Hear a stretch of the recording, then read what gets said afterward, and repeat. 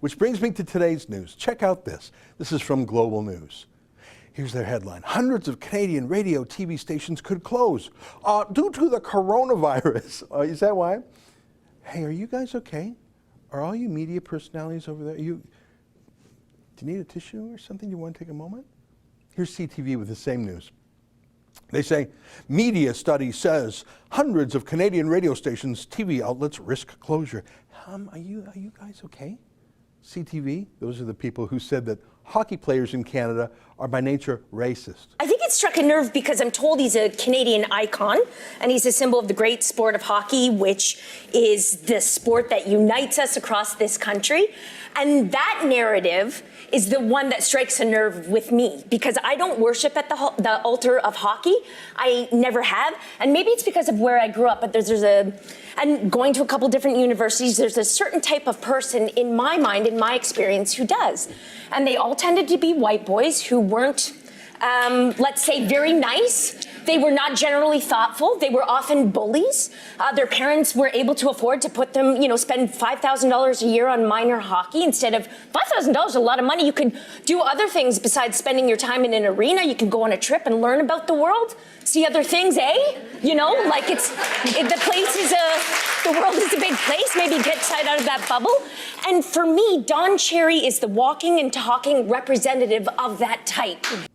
I'm sure you guys might be going out of business. It's really, really sad. By the way, all these stations reporting this news, they paid for this. I'll tell you in a second where this news is coming from. They're not disclosing that in their headlines, are they? Hundreds of Canadian radio stations, TV outlets risk closure, says media study. 40 local television outlets, 200 Canadian radio stations could close in the next 3 years. Now, I know, calm down, there's a lot of cheering going on. CBC writes this with some delight because they'll be the last people standing because, of course, they live completely off the government teat, $1.5 billion a year from Trudeau. They could survive, if they please, literally just one single viewer, Justin Trudeau himself. They don't care what the audience wants. They're laughing here.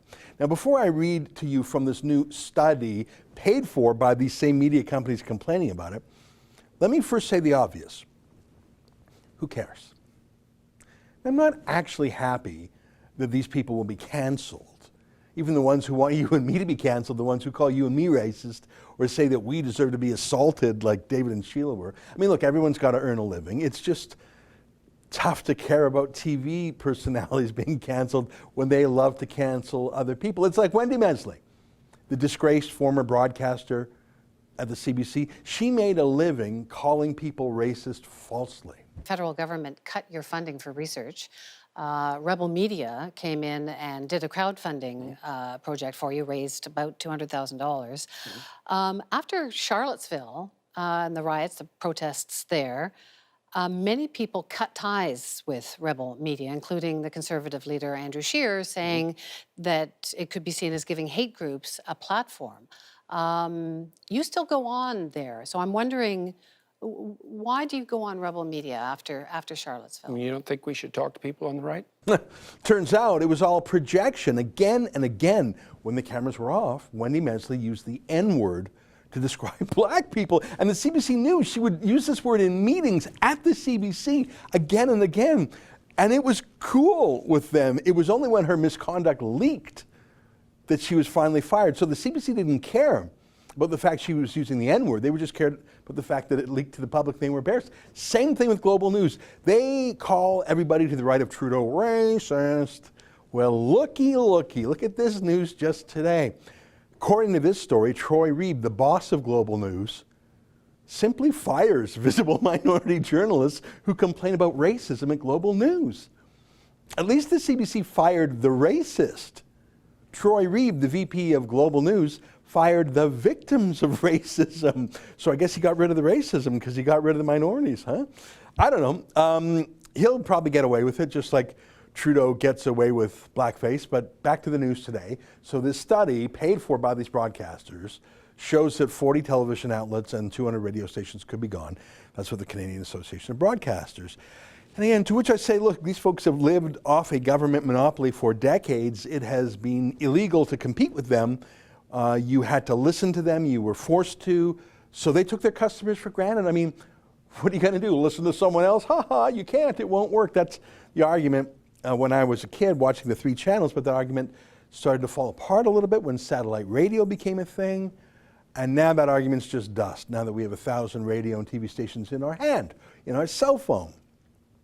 Listen to anything, watch anything, anytime, anywhere there's Wi-Fi or cell phone service.